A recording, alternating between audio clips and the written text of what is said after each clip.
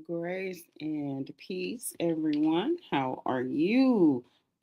It's a blessing to be back again for another opportunity to read through the scriptures. I'm so grateful to our Father that He has graced us with another day, a day to say thank you, another day to show forth His glory towards us. And I am ever grateful for Him. That I'm also grateful for you. Welcome to those who are joining us online, whether you're on YouTube or one of the Facebook pages. I am so grateful that you have taken time this morning to fellowship with us in the Word. We are going to get going because I'm going to believe an interesting topic today. Some things that are going to be very helpful for us. But as always, before we move forward, let's approach the throne. Father, we thank you. We thank you for your word. We thank you for this opportunity that you've given us to fellowship in your word. We thank you for your Holy Spirit.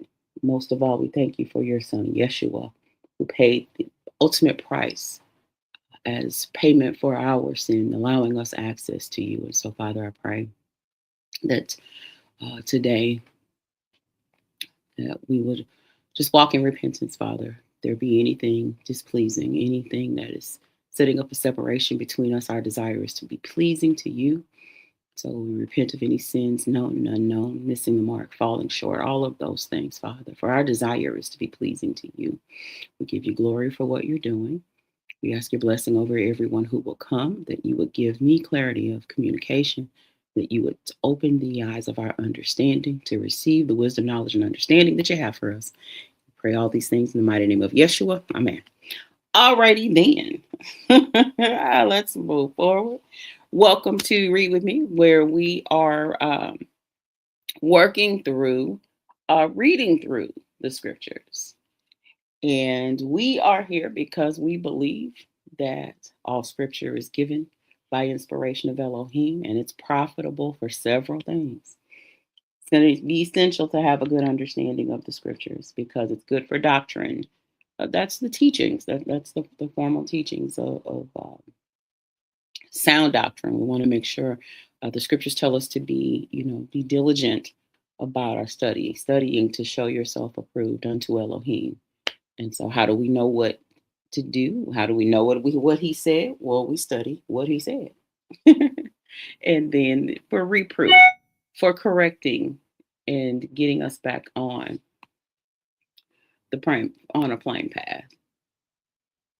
Good for reproof, um, convicting of sin, and of course, it's good for instruction.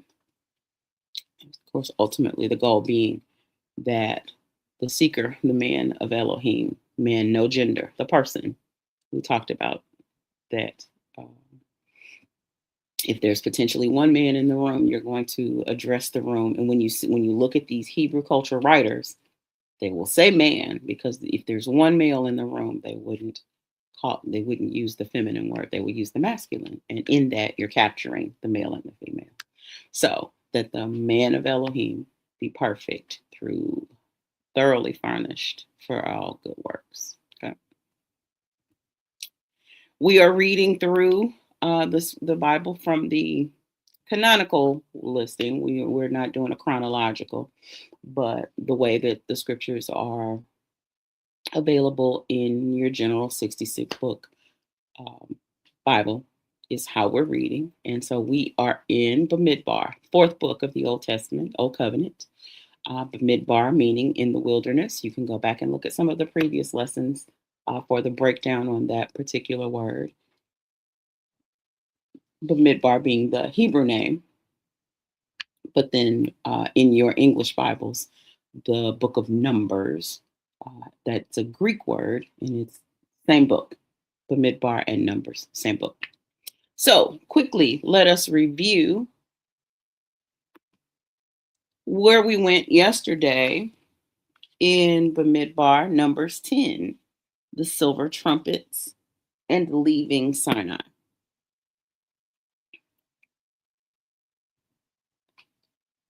We talked yesterday about the ordinances is what we were looking at yesterday with the silver trumpets that we talked about yesterday, that it was to be an ordinance to them forever. And so we know that Israel has received Torah, or the law.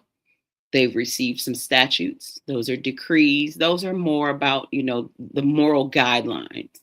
Then we have the mishpatim, which are the judgments or the ordinances. And literally, these are dealing with how you implement those decrees and those, Torah. Like the verdict, if someone is found to have trespassed or transgressed one of the laws, then the mishpatim, the ordinances, the judgments, that's going to be how we deal with violations of the law. Okay. So we looked yesterday at Moshe, Aharon, Bnei Yisrael, and we had an oldie but goodie, one of our friends from way back, Yitro, or Jethro, and that he is in-law through his wife. Some of our vocabulary for yesterday, we looked at the word Bamidbar, of course, the name of our book, but also understanding that that word means in the wilderness.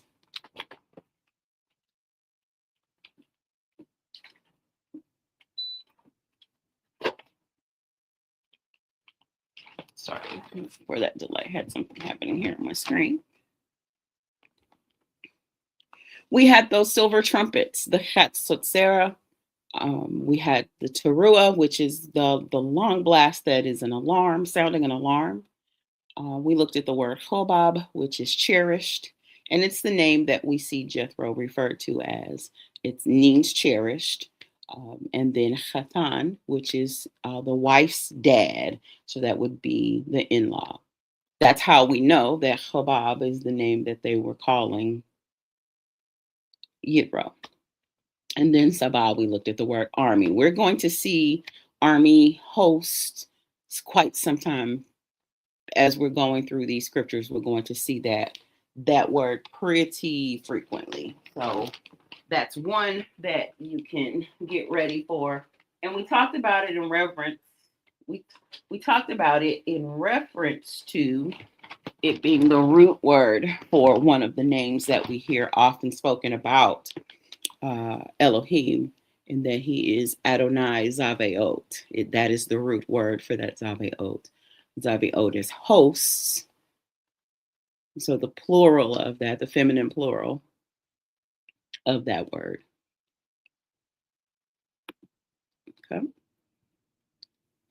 And so we talked about those silver trumpets, how there was a mandate concerning them. Moshe was commanded to make 2 trumpets hammered from a single piece of silver. So the continuing theme that we're seeing is all of those items that were made for service in the tabernacle or for service of this assignment. Many times the commandment from Yahuwah is that it be made from a single piece so that it's well put together. And we spoke of that in reference to everything, every person that he desires to use. He's looking for that oneness, that you being that one whole piece where you're not easily broken or shattered. You're not easily, chipped or breaking simply because the work has been done to arrive at that place where you're one whole piece. Okay. There were 2 different sounds that were made. There was a taka, which is blowing the horn. And that's what you're going to see more often when they're doing the sacred observances, blowing the trumpet over burnt peace offerings during feasts, new moons, the beginning of the months, and for the celebrations, for those types of time. And so when you see it say blow the horn, it's talking more about that that playing of the trumpet versus the teruah, which is the alarm, and it's a longer blast, a long solid blast. Loud though. It's a long blast, but that's intended for sounding an alarm.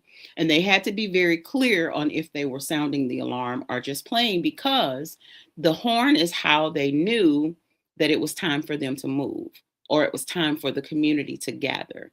And so you'll see They used those silver trumpets for calling the assembly together. If both horns were blown, they were calling for the entire community. If one horn was blown, it was just the leaders that was being called for. So those trumpets were not just instruments to have; they were actually instrumental in helping maintain order for the camp. It was used for directing the march. The teruah was that alarm blast that let them know that it's time for you to break up camp.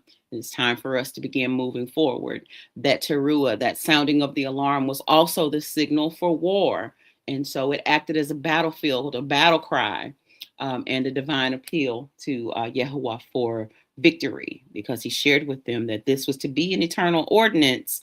And when he hears that alarm, he knows that his children are in need of intervention.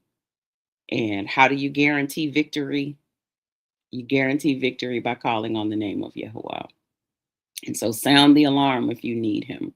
Sound the alarm when you want him. Sound the alarm when you know that you how do we do that? Well, for us it's worship. For us it's praise. We don't have those silver horns to blow, but what we do have is we're able to open our mouths and call on our Abba Father, call on Yahuwah, the one who we have a covenant relationship. Call on Elohim, our creator, when we're needing clarity and we're needing his power to intervene. Call on Adonai. You are our Lord and our Master. We are submitted to you, and your children need help. And so we have that, but above all, we have the name of Yeshua that we can call on in time of trouble. We can call on that name of Yeshua in time of battle. We can call on the name of Yeshua when we need to be gathered together and held and assembled, and we're dealing with situations and circumstances. I don't have a silver trumpet to blow, but what I do have is the name above all names. And so we are ever grateful to the Father that he gave them what they needed in their time to communicate,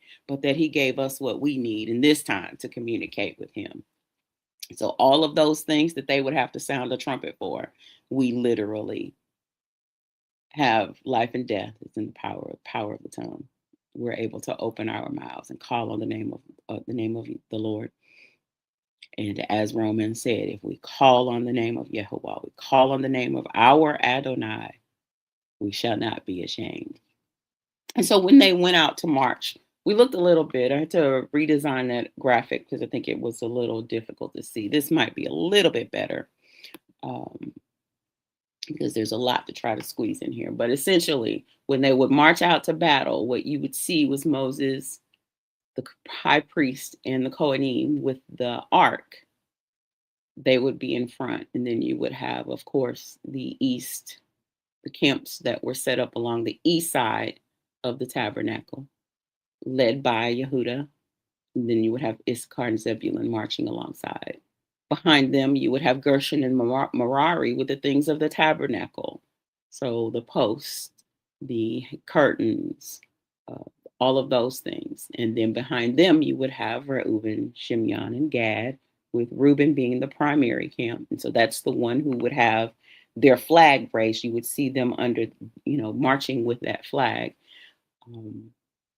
Then behind them, you would have the Kohathites, and they were handling the holy things. They were handling the items that were within the sanctuary. So they're carrying the lampstand, the showbread table, the altar of incense, the instruments that are used in there, the spoons, and all of those different things. Okay.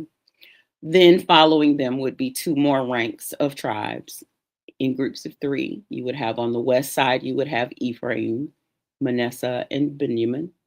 And then on the north, the last rank that you would have would be the three tribes of Dan, Asher, and Naphtali. And yesterday we asked the question about which of these were. Now there were four chosen to be the lead tribes, but those last two, Ephraim and Dan, by the time we make it over to Revelation, by the time we make it over to Hikgalut, Ephraim and Dan, because of idolatry, they're not listed amongst the tribes. And so if you were to review Revelation 7, you would see Judah, Reuben, Gad, Asher, Naphtali. Manasseh would remain, even though he's one of Joseph's sons. Remember, they were given a portion alongside the other of the original 12. But what you do see is the return, and you do see the Levites included here. So that's how we get back to 11. And then we see Joseph being added in, where Dan and Ephraim would have been counted. What you then see is Levi added in and Joseph. Okay. All righty. So for those of you who got that right, very good. All right, so we are ready to get into the setup for reading Bamidbar 11. We're going to be looking at the chiding or complaining people. We're going to be looking at elders put in position because of the complaining people. And I enjoy the interchange between I love the conversations that Moshe and Yahuwah have, and why we hear him spoken of, their relationship. Uh, it's very, it's a tough story, but it was enjoyable for me. That's all I'm saying. And then quails, quails, quails. Everywhere you look, a quail. We're going to get into that. For the setup, like right off the bat, as you begin reading this chapter, there's a word that comes into play, and it is anon. The root of it is anon. And if you'll remember, when we looked at the cloud, the glory cloud, we talked about that cloud being anon. But what I wanted to show you is it's possible for words to sound the same, but to be written completely differently in Hebrew because of those vowel markings. And what we have here is we have the Hebrew vowel markings. And the things that you have here, the vowel sounds those little drawings, those little markings that are under each of those letters, those vowel markings indicate to us what sound those consonants are going to have. So on the word to the right, that one is anon. And what that one is cloud. That's what we looked at when we were at the tabernacle. And that has those kamats, which look like little tiny capital T's. And so that one you're going to, when you're pronouncing that, it's anon. And so, but the word that we're looking at today sounds very similar.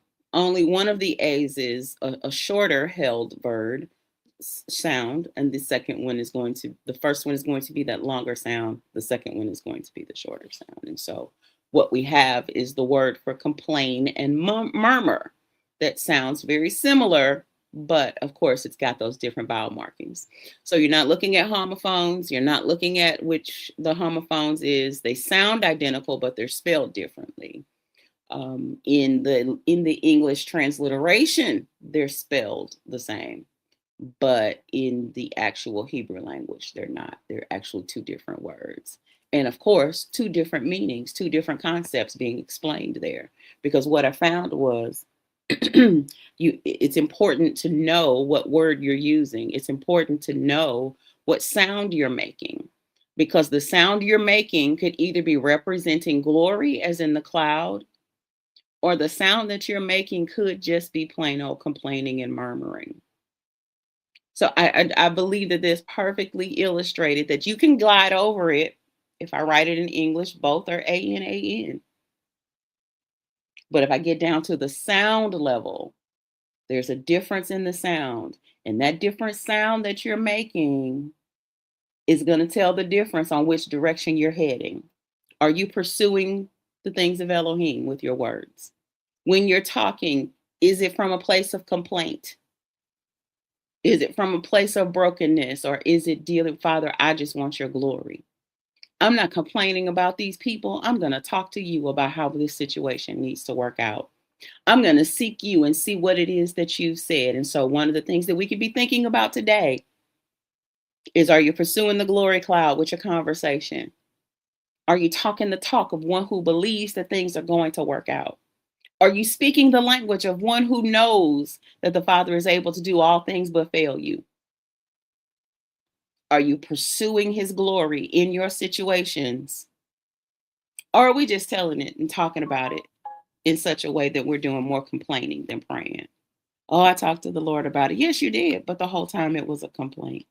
We never got to the point of, Father, help me. Father, change me. Father, fix me,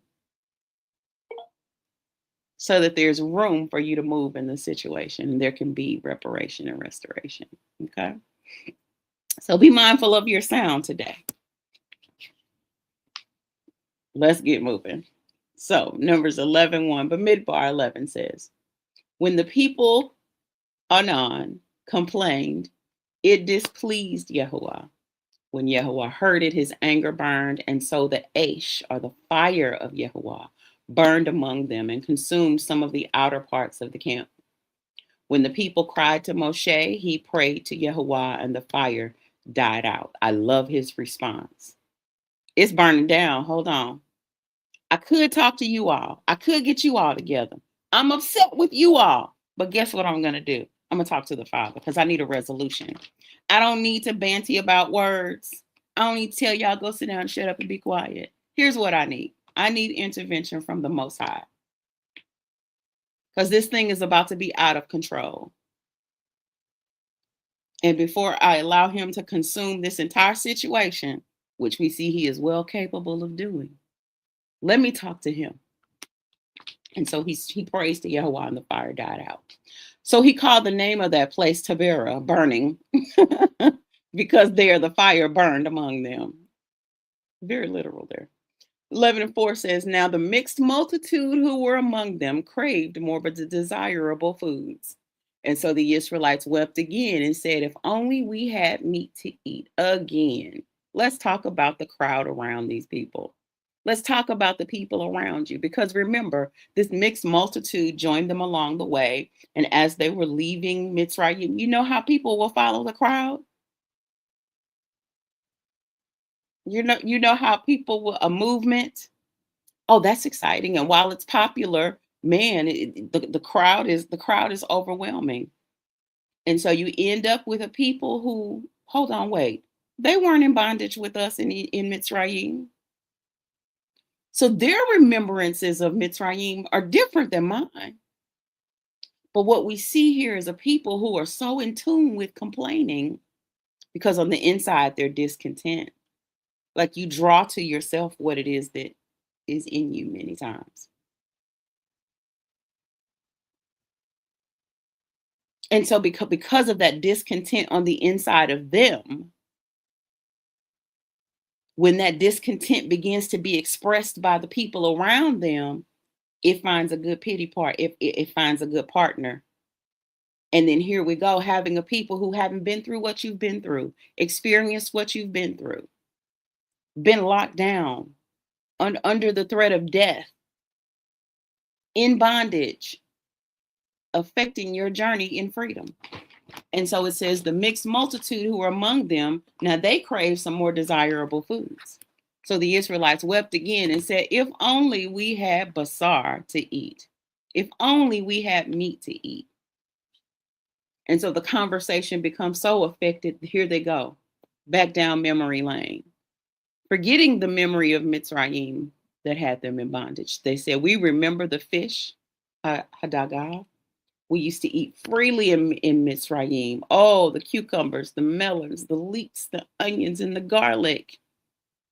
Sounds great, but we forgot that also came with Pharaoh.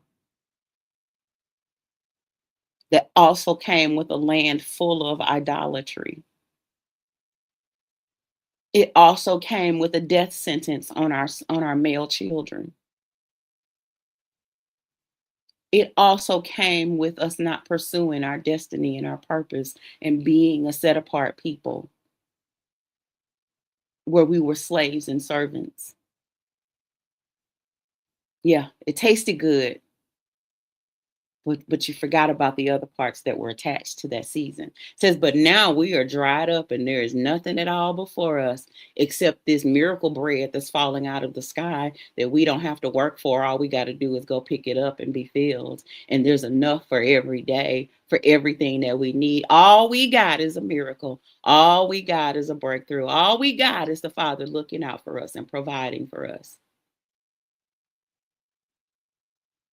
All we've got is this manna Oh, but that food of bondage, it sure was tasty. Man, come on. You can read back to Exodus 16 or review our teaching from Shemot 16 if you'd like to go back and look at the teaching on manna. Verse 7 says, now the manna was like coriander seed, and its color like the color of bdellium. And I include this picture here just simply for you to get an idea of the color. We don't have an actual historical representation of manna, but if we're thinking about the color of it, it was about that color. And it says, and the people went about and gathered it and ground it with mills or pounded it in mortars. They baked it in pans, made cakes of it, tasted like fresh olive oil. And when the dew came down on the camp in the night, the manna fell with it. So they're literally being fed by heaven. But man, we remember those tasty treats. Moshe heard the people weeping throughout their families, everyone at the door of his tent.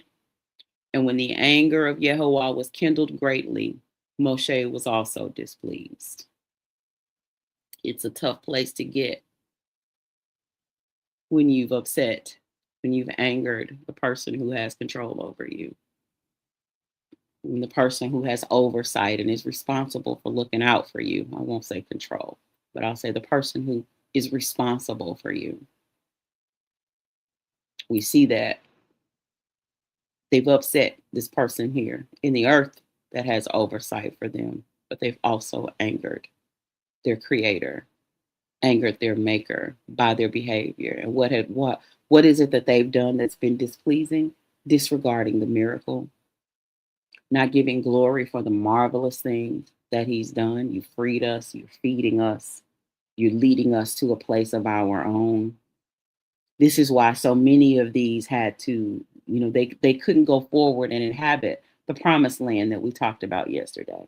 That promised place, they couldn't get there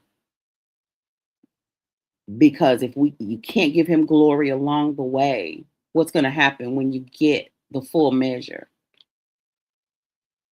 So as you're going on your journey, yes, I know the days are tough. I know you're having to deal with very dry days, very heavy situations, very difficult circumstances. But I implore you, somewhere in there, there's got to be an ability to worship your Father, knowing that he is with you, that he is for you, that he's carrying you. And I'm not talking about taking on that shame weight that we talked about yesterday. Well, I guess I just deserve to deal with this battle. I guess I just deserve to deal with this affliction. I guess I just deserve to, because I should have. No, talking about as you're going through, every time there's pain in your body and you're working your way towards your healing. Not, oh, I guess I deserve. I guess the Lord just want me to be. Father, this pain it's a lying symptom to me. I still believe I am healed. I still believe I'm delivered. I still believe I'm whole. Finding a way to give him glory as you're walking through. Not glorifying the pain, not glorifying the issue, not glorifying the problem, but glorifying our Father who is in heaven. Because they're complaining again, it forgets they're on their way to a whole land that he's promised, that he's provided and protected them the entire way. And so this light affliction, because they have animals with them that they could cook and eat. So how is it that we're starving for flesh?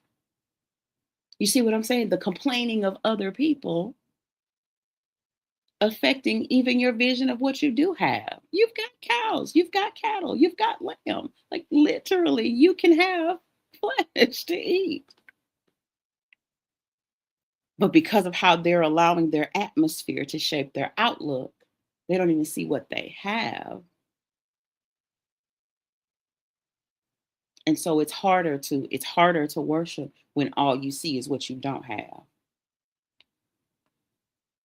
And so be mindful of who you're allowing to speak into your day, who you're allowing to help set your atmosphere, who you're allowing to help set your focus. That's why prayer is so powerful at the beginning of your day. Fellowship and communion with the Father is so important. It's so important because that's framing your day, starting off your day in the scriptures. That's our hope, is that like it helps set your day in the right direction, so that your focus is on him and not the things you're about to encounter in work. Well, I guess I better go on in here and deal with this supervisor. Thank you, Evangelist Benny. I guess I better go on in here to this job. No, no, no, no. I thank the Father for where He has me, and I'm trusting Him for my next. If I'm not happy where I am, guess what? He's the one who opens doors that no man can close. And if there's another opportunity for me, let me show myself faithful at this level. Let me show myself faithful in this place that I'm not even really happy in anymore. Let me show myself faithful here, so that when he gets me to my next place, I can just be mindful of who you're allowing to set your day. And don't spend an hour going through the scriptures with your brothers and sisters and then follow it up with a whole day of complaining. No, worship. Father, I don't understand why I'm still here. I may not, I don't get it why I haven't been able to move forward. But guess what? I trust you to show me, because I don't want to remain in a place of complaining. So by your spirit, help me to see it the way that you see it. Why have you left me here? Is it I'm to be an agent of change? Am I supposed to be the one change? Or is there just something I need to learn for me? Whatever the reason may be that the situation is persisting, nevertheless will I give you glory. Okay? Because we see the Father was dropping fire on these people. Verse 11 says, and Moshe said to Yahuwah, why have you afflicted your servant? Talking about himself, but like, why you give me these people? He says, why have I not found favor in your sight that you lay the burden of this entire people on me? Like, why you give me these people? Did I conceive this entire people? Did I give birth to them that you should say to me, carry them in your arms? As a foster father bears a nursing child to the land which you swore to their fathers. He's like, of all the people that you could have given me, these the ones. Verse 13 says, from where shall I get basar? Where I'm going to get meat to give to this entire people? For they cry to me, give us meat that we may eat. He says, look, at the end of the day, I'm sounding like them. I'm complaining about them. At the end of the day, I'm not able to bear this entire people alone because it's too heavy for me. That's the place where we want to get to. What's under the complaining? What's behind his complaint to the Father about the people is the burden is too heavy. When there's some dissatisfaction in whatever life situation you're dealing with, like what's at the root of it? Sometimes it's loneliness.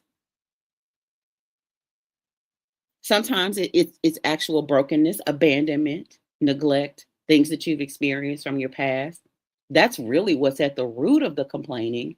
That's really what's at the root of the way that your language is going, your conversation.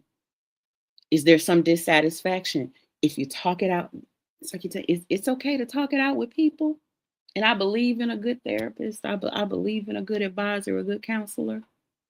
But if you'll have that full conversation with the Father, and don't just have those little quickie sessions with him, but really get intimate with him and really allow yourself to have that full conversation. Out of the abundance of the heart, the mouth speaks. Oh, you're going to release what it is.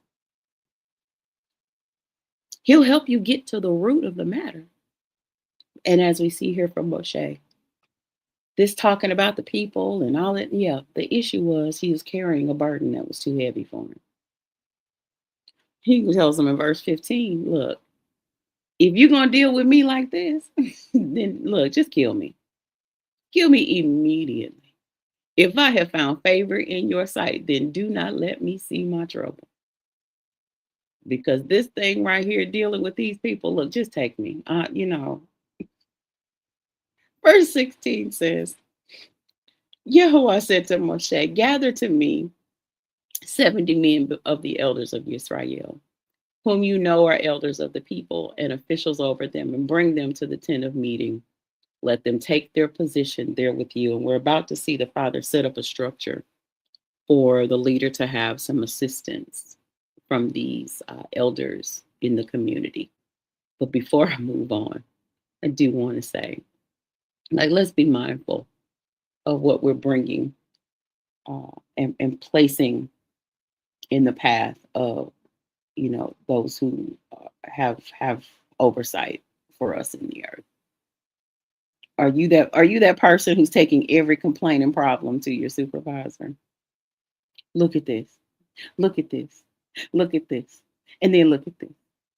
And then spiritually, I got a splinter in my finger. Can you pray for me?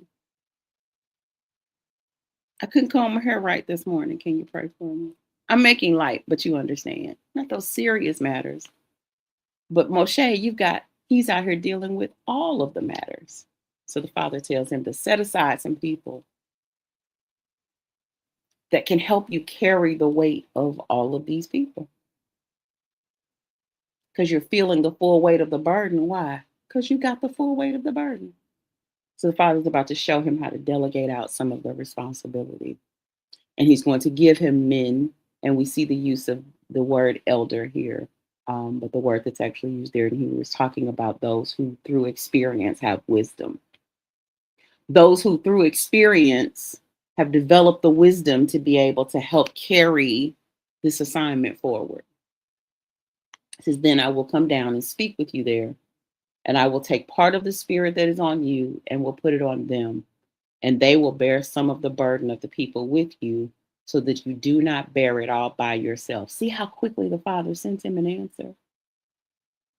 Because of that transparent intimacy. I feel like this is taking me under, Lord. He can handle it. I feel like I've got too much to handle here, Lord. He can handle it.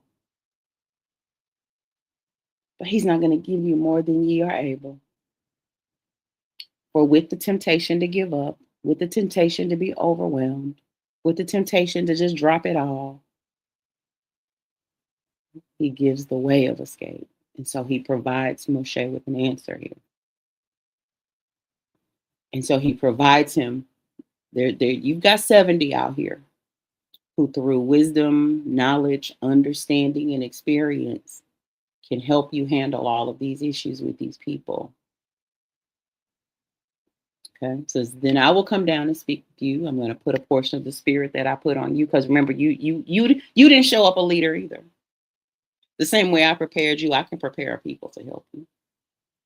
And he says, and say to the people, sanctify yourselves for tomorrow, and you will eat meat. For you have wept in the hearing of Yehovah, saying, who will give us meat to eat? For life was good for us in Mitzrayim. Therefore, Yehovah will give you meat, and you will eat. Now, this is what the people say, a red flag. Oh, we're about to eat meat. Yes, yes, yes. Oh, yeah. You're about to eat meat in an overwhelming measure. He goes on to say, you will eat not just one day, nor 2 days, nor 5 days, nor 10 days, nor 20 days, but it's about to be a whole month.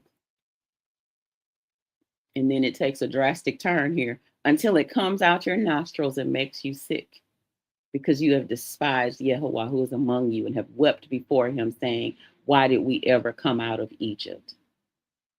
It seems like all hell is breaking out in my life since I came to the Lord. Yeah. I love how years ago when I first came to our church, it was one of the first times I had heard this type of revelation and the conversation that, yes, when you came to the Lord, all of the hell that was in you has started breaking out. And so it does seem like things start to just go a little haywire. That's what teaches you how to trust in the Lord and allow him to pull it all together. So these people were sitting here complaining about being out of bondage, complaining about being set free, complaining about being put on a journey on a road to and because of their conversation, oh, it can get worse. And so it was interesting as I was reading that, I thought about Like when you're preparing for surgery, there's a certain time that they tell you to stop eating because it's possible they're trying to avoid aspiration, which is you vomiting in the contents of your stomach, getting into your airways. And but we'll look at that in a little bit. But he told them, but a whole month until it comes out of your nostrils and makes you sick, because you have despised Yahuwah who is among you and have wept before him, saying, why did we ever come out of Mitzrayim? Moshe said, the people around me are 600,000 on foot, but you say, I will give them meat that they may eat for a whole month. Would they have enough if the flocks and herds were slaughtered for them? Moshe said, look, these people can't be satisfied. If all the fish of the sea were caught for them, would they have enough? And Yehovah says to Moshe, it like, do you know who you're talking to? Is Yehovah's hand shortened? Now you will see whether my word will come true or not. So Moshe went out and told the people the words of Yehovah. He then gathered 70 men of the elders of the people and had them stand around the tabernacle.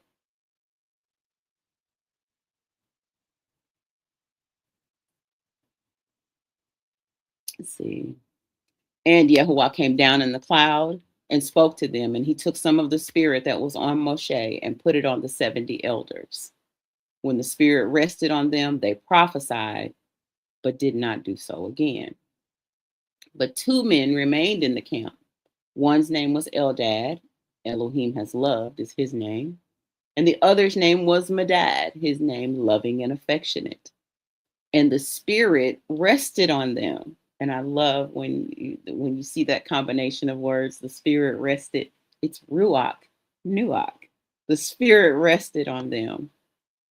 Now they are among those in the registration, but had not gone to the tabernacle. So they were amongst the 70 that were chosen, but for some reason or the other, they're not at the tabernacle. And what I believe what allows us to see this is the spirit's not bound by the constraints that we have, time and space. Like these men aren't even there at the tabernacle, but because they're amongst that number that was chosen, that portion of the spirit that was on Moshe comes upon them. And even though they are still out amongst the people, that same spirit of prophecy that hit those that were there happens to those who were outside. And so these two are out there and they are prophesying, but they're out in the camp amongst the people. And see, Evangelist Tammy has a question. She says, so Elohim implemented delegation. If so, you need to say that again because the people in the front didn't hear you. They're still trying to do it all by themselves. Delegate. Oh man, yes, yes. It is a word to the wise, not to try to carry the full weight, because carrying that full weight means one, you're relying so heavily on yourself that if you're putting all the weight on you, how much of the weight are you even putting on the Lord? How much weight are you giving to the Father?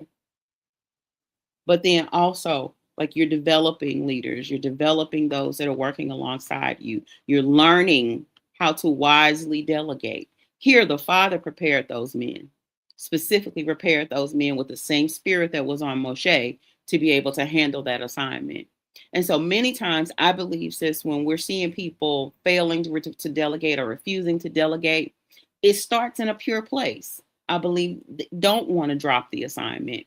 They don't want things to fall apart. They don't want things to fail. And they want to be accountable to what it is that the Father has given. But over time, we've got to learn when wisdom says, you can teach and train and share some of this responsibility. And so in healthy ministries, you see that happening where the portion that the people are able to handle and can handle, because there's some things as the leader, nobody should be handling that but me. Nobody should be determining direction. Nobody should be returning, how we're going to get to where it is that we're going. But along the way, does the Father provide those workers who are able to help manage? Mm-hmm. But if you've got to preach, teach, cook, babysit, counsel, if everything, you got to be the usher, you got to be the musician, you got to be the soloist and the background vocals. If you've got to do all of those things yourself, you're going to break down. And before long, you'll end up being Moshe. You know what? Look, just take me out of here because the people are too much. No, I've got a system for you to help make it manageable. I know when I was in leadership, I remember believing that when I worked as a manager, I believed that my assignment was to fix everything that was wrong. And let me tell you, that assignment beat me. That assignment beat me and literally put me in a place where I couldn't do anything because I was at that point dealing with a medical situation. And while I'm there, it allowed me to be humble enough to say, Father, I can't handle this. Like, I know you didn't send me here to tear me down and break me. What is this? And he began to show me the right approach to the assignment. And it was a delegation issue in it.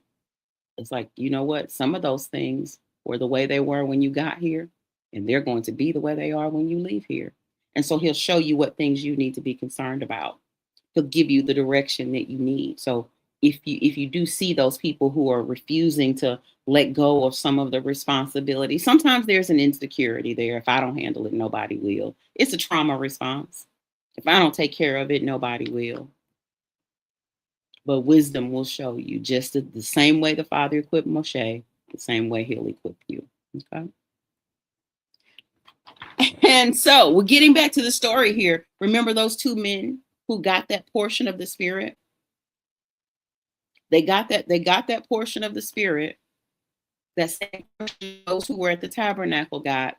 And then a young man runs to Moshe and says, Eldad and Medad are prophesying in the camp. And Joshua, son of Nun, the servant of Moshe, the Sharath of Moshe, one of his choice young men said, I don't need, my master, my teacher, Moshe, stop them. And Moshe said to him, are you jealous for me? Are you on my side? I wish that all of Yehovah's people were prophets, that Yehovah would put his spirit on them. He's like, man, you don't know. I've been crying out to the Father for help. And these two are out there showing that the same spirit that's on me is on them. These two are out here as evidence that the Father has kept his word to me about what he was going to do. Same way Yeshua said, look, if they're for us, don't stop them. We're moving in the same direction. They're not saying something contrary to what the Father has spoken to me. Oh no, I wish everybody would have that spirit. I thank you for wishing it, because we're now in the day and age where the scriptures have told us he's going to pour out his spirit on all flesh. Moshe said, look, don't stop them, because I need them. Don't shut them down, because I need them. That wisdom they out there sharing, oh, I need that. That prophetic insight, oh no, I need that. So verse 30 tells us, then Moshe returned to the camp along with the elders of Israel.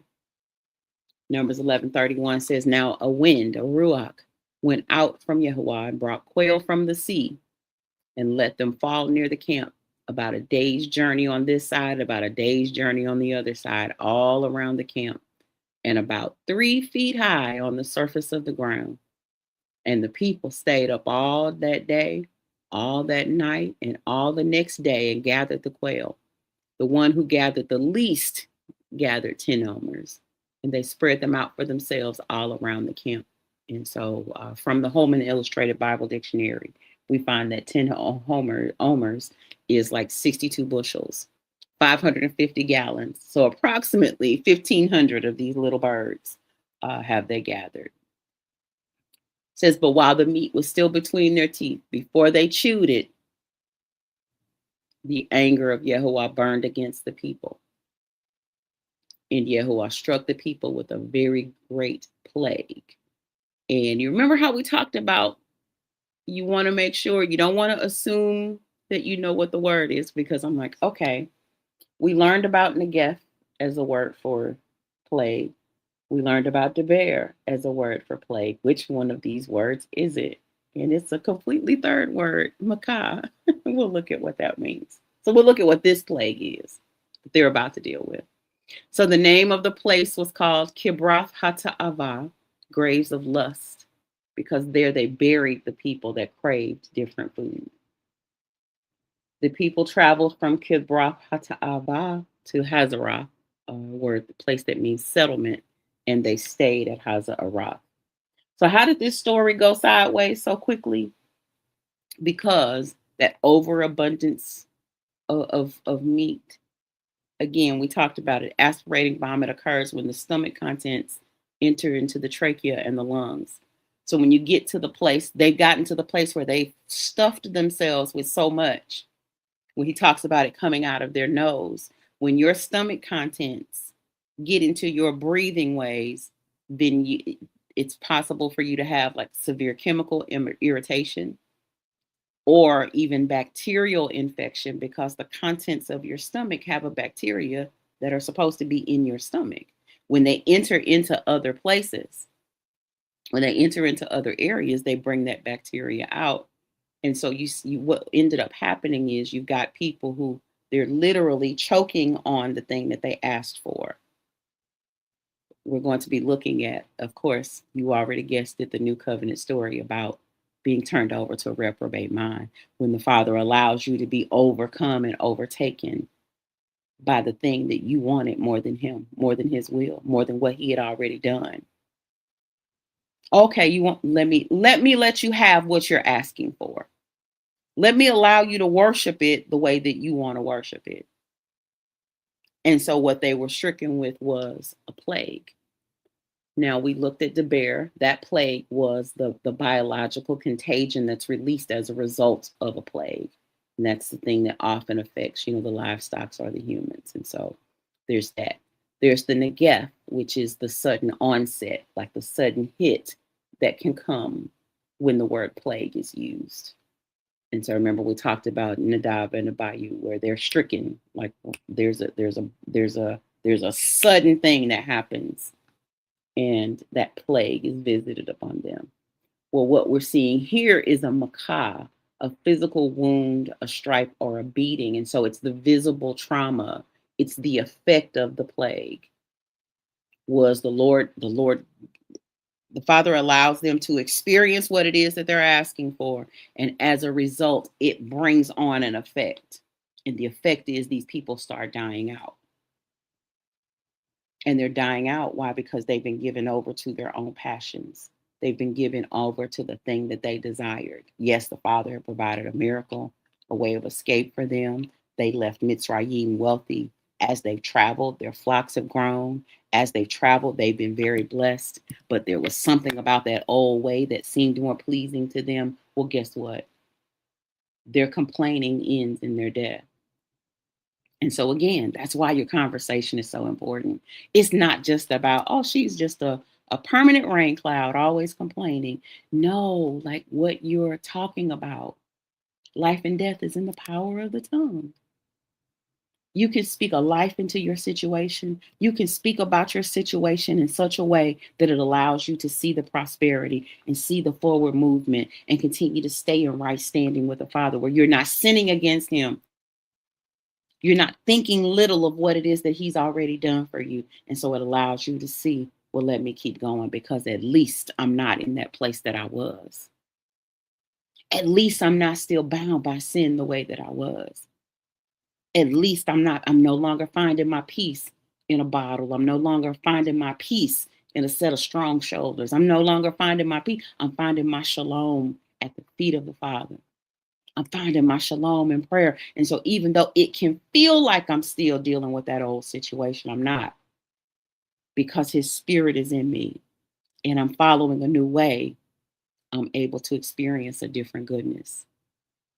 And so through the relationship that we have in Yeshua, we get a new way to deal with the situations that we're going through. We no longer have to rely on those old remedies. All I need is a good night out with my girls, and that, you know what? Through Yeshua, you have a whole new way where you don't have to sink to your lowest. You don't have to go back into your old ways in order to get that relief. You are now able to find that relief in his presence. And so through that new covenant relationship that we have with Yeshua, that's what allows us to approach the throne to receive help in time of trouble. But it's all based on a decision that we have to make. We have to make a decision on whether we're going to glorify the issue or we're going to glorify our Heavenly Father. Whether we're going to pursue that new way or if we're going to keep trying to find that freedom in our own way. Because eventually what we're doing is rebellion. If I'm refusing the blessing that's set before me and I'm determined to remain in that place, dealing with it the old way, dealing with it how I used to get through, dealing with it how I used to cope, eventually that rebellion has a really, really bad place that it ends us up. Romans 1:16 says, "For I am not ashamed of the gospel, the Besorah, for it is Elohim's power for salvation to everyone who believes, to the Jew first." That word there is protos.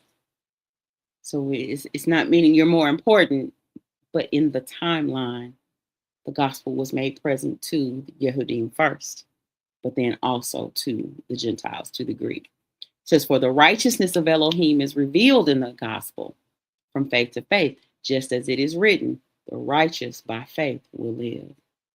In our English translations, our KJV translations, we're accustomed to seeing, "and the just shall live by faith." It says, "For the wrath of Elohim is revealed from heaven against all ungodliness and unrighteousness of people who suppress the truth by their unrighteousness." Because what can be known about Elohim is plain to them because Elohim has made it plain to them.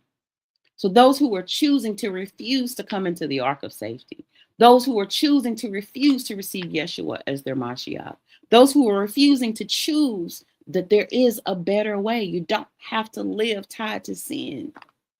You don't have to find your relief and your freedom through those old sinful ways. You can let those things go. But if you're going to continue to come to them, if you're going to continue to rely on them, what you're doing is trying to deny that the Father has provided a way out. And if you'll continue to refuse to receive that way out, He'll allow you to experience the full measure of what that old way can do for you. It says, "For since the creation of the world, His invisible attributes, His eternal power and divine nature have been clearly seen because they are understood through what has been made. So people are without excuse." You know, we're talking, if Elohim is so loving, how is it that He would allow? No. He's made a way of escape for us. That was the revealing of His goodness. It says, "For although they knew Elohim," I know there's got to be an Elohim because of the things I see in the world. "They did not glorify Him as Elohim or give Him thanks, but they became futile in their thoughts and their senseless hearts were darkened." And that's what we just saw with the people over in the Old Covenant. Refusing to accept that the Lord has provided for them, literally by the natural things that He's providing for them. But the heart can become so quickly hardened, and it's so hard to please the people that we can disregard what Elohim has done for us and desire to turn back to those old ways. Be very careful about that desire to return to those old ways. I know you used to be knock 'em out Joe. Fight like Joe Frazier and Muhammad Ali.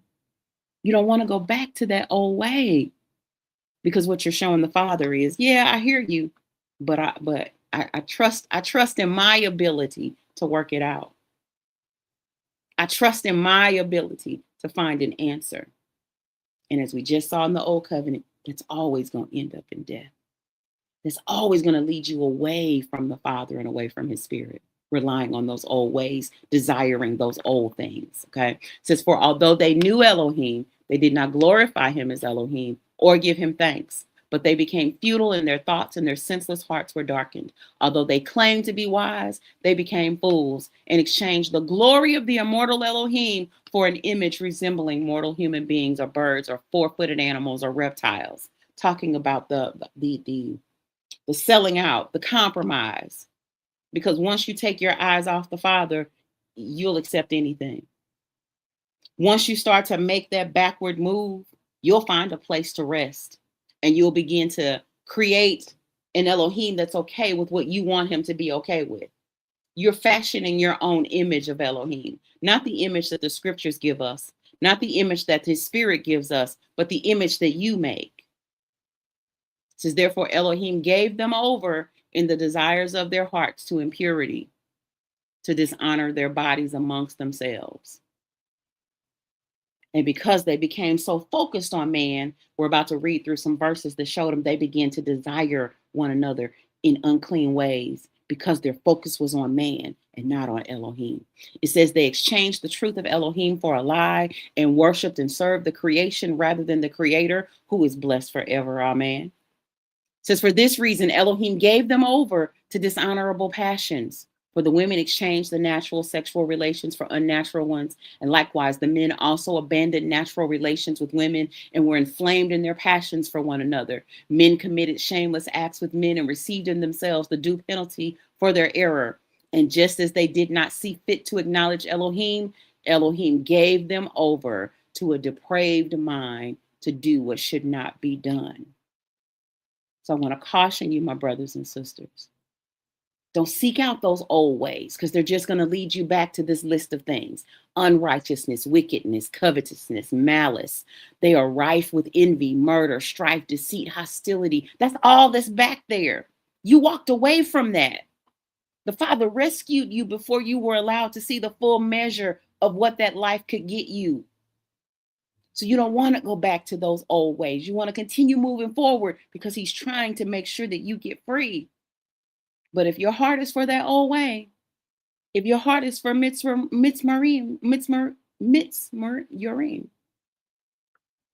slandering, hating Elohim, arrogant, boastful, contrivers of all sorts of evil, disobedient to parents, senseless, covenant breakers, heartless, ruthless, although they fully know Elohim's righteous decree that those who practice such things deserve to die, they not only do them, but also approve of those who practice them.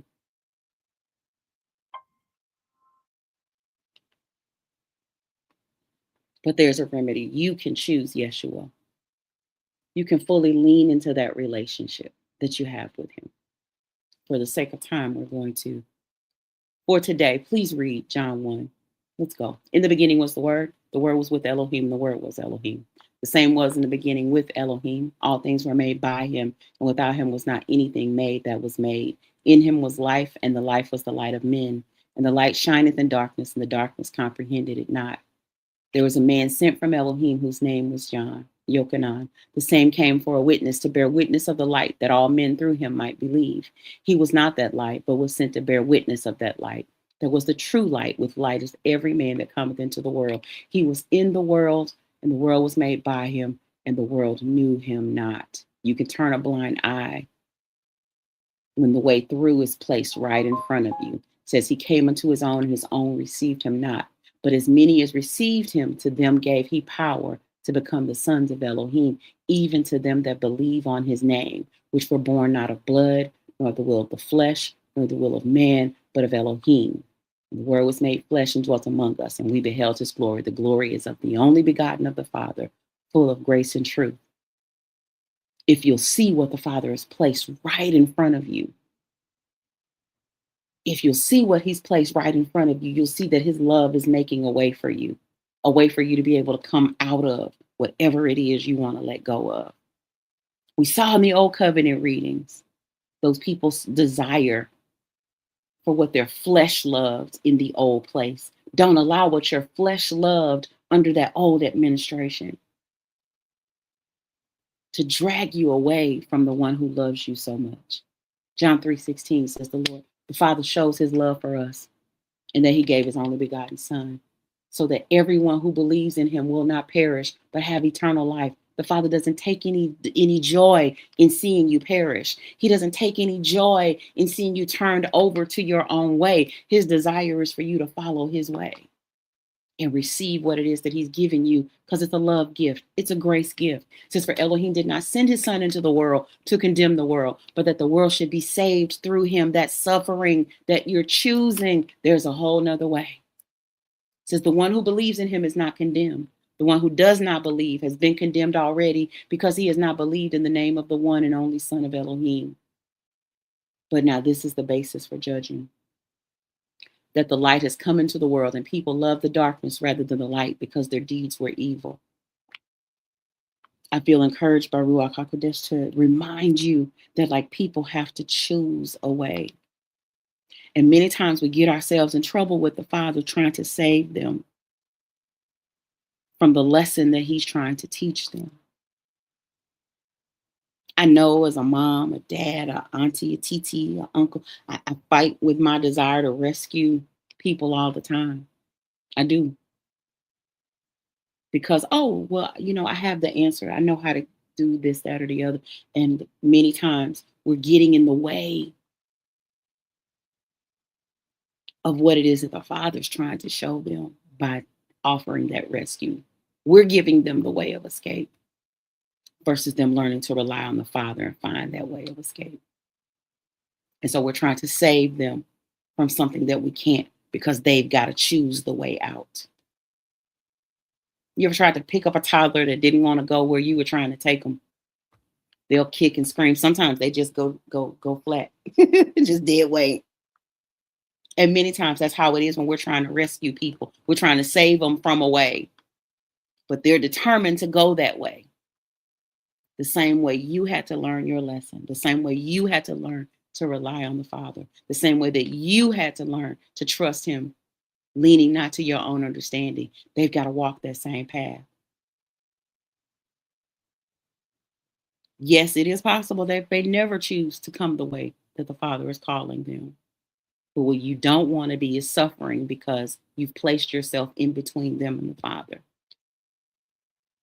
in a way that may satisfy what you want to be as mama, daddy, sister, brother, whatever the case may be. But you've placed yourself at opposition with the Father and you don't want to end up in that spot.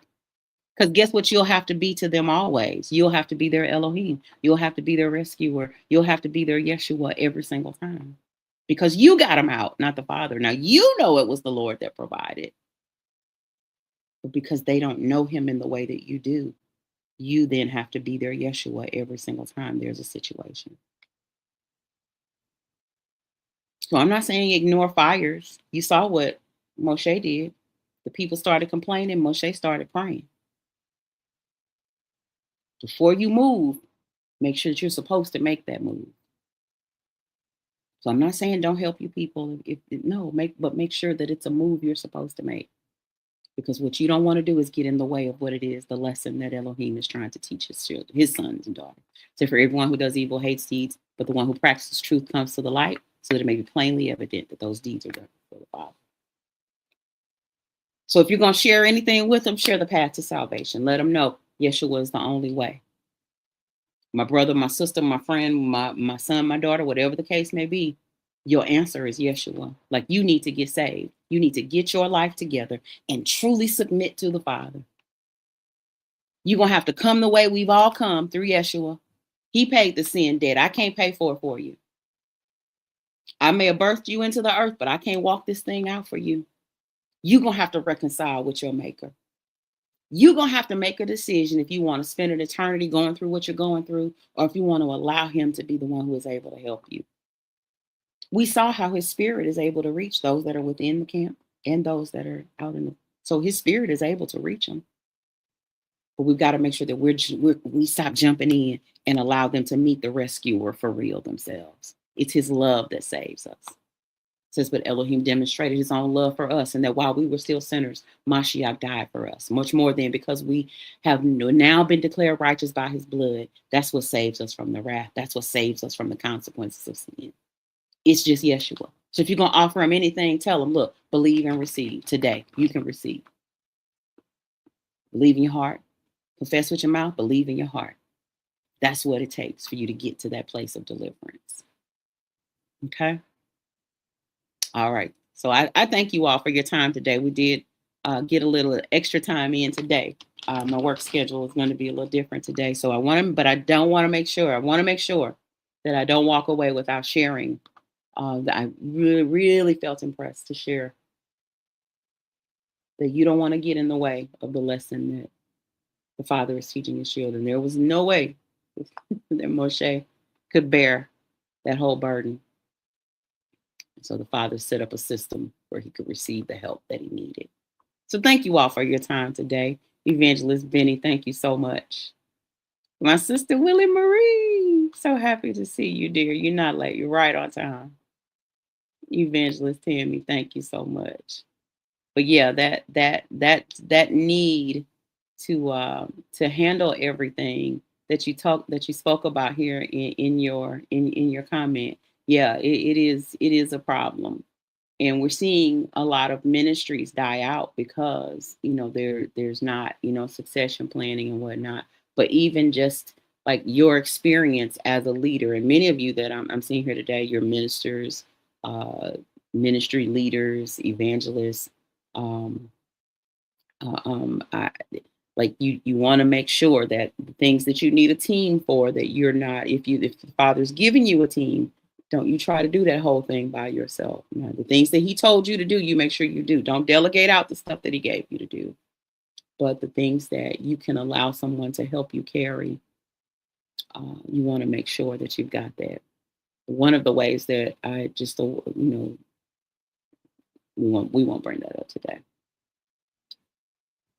But Evangelist Beanie Riddle, bless you, my dear. My sister, Deaconess Tanisha, bless you. My sister, Shamika, bless you, my love. Such a blessing to see you today. I just want to go through and make sure that I acknowledge everyone who interacted in the chat and the comments. I greatly appreciate you. If Adonai permits, we'll be here tomorrow with Numbers 12. We'll be looking at Miriam and Aharon, his brothers and sisters, got some issues within the family, some family issues, and we're gonna see how the Lord deals with them severely for how they talk about his friend Moshe. And we'll probably, I'm saying, I know that we'll get into 13, a bit of 13, if not all of 13, because 12 is a really, really short passage.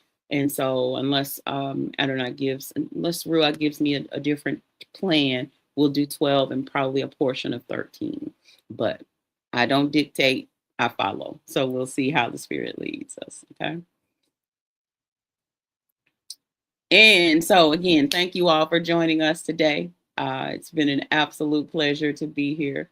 Um, if you're free this evening and in the area, you're welcome to come and fellowship with us at 303 West 4th Street in Cahokia Heights. It's time for our weeknight Bible study. But if you're not free, feel free to join us here tomorrow, 7:15 a.m. We'll be back here. So I thank you for your support. Like, share, and follow, or subscribe if you're over on YouTube. Your engagement helps us reach more people. I'm noticing just literally within the last few days, those of you who've joined in, and you've been an absolute blessing because you're introducing the teachings to a completely different arena. And it's allowing even Facebook friends of mine, those who to be able to see things that they haven't been able to see. So your engagement is an absolute blessing. And so I appreciate you. And so if today's teaching was a blessing to you and you'd like to help us expand, there's some technological things that we need to do. I trust the Father to provide, but if you would like to be of support to the ministry, you can via Cash App at hashtag Daily Word Crew. Your support keeps the feed thriving. But the greatest support that you can give me at this point is a like, a share, a follow, a word, just passing along that we're having a good time over here reading the scriptures because the word is enjoyable. So have a wonderful day. May the Lord bless you and keep you. May Adonai shine his face upon you and be gracious unto you. May Yehovah lift up his countenance upon you and give to you shalom. We're dismissed. But if you desire to hang for a while, again, because today's my consecration day, I'm not working. I'll probably hang here for a little bit. If there are any other questions or comments for those who can stay, we'll deal with those at this point because I don't have to jump right off. I'll hang for a minute because I know that you all have, there's a bit of a delay between when things end. Well, thank you, my Deaconess Tanisha. I really appreciate you. Thank you so much, dear.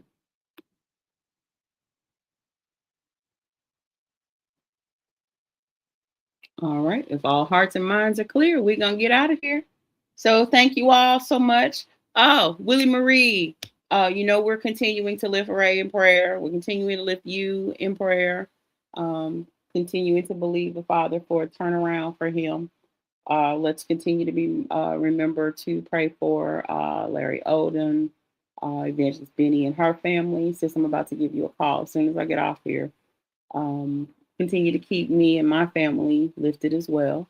Um, Solicit your prayers that the work is able to continue, that I remain focused because we're all subject to distraction, and I don't want to fall into one. So let's go. All right. Well, all hearts and minds clear. Have a wonderful day. Be productive, not busy. Get some stuff done. If some news comes that tries to throw you off your square, don't let it. Don't give in to it. Don't be distracted by it. Seek counsel from the Father. Find out His direction. Don't let your emotions make the decisions for you. Let His Spirit lead you and guide you. And you have a wonderful, wonderful day. Amen. Talk to you later. Bye.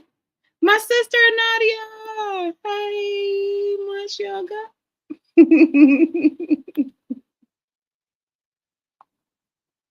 Oh, no problem, Evangelist Tammy. I love it. I enjoy this. I appreciate that it's beneficial. Um, I thank the Father for you.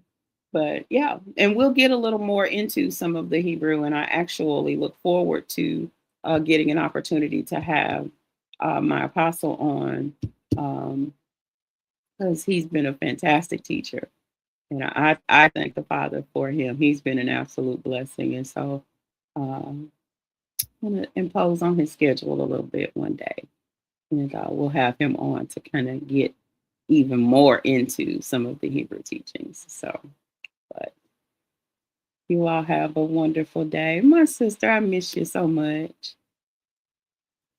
but I'm grateful for what the Father's doing in your life. Yeah, that's our sis. Yes.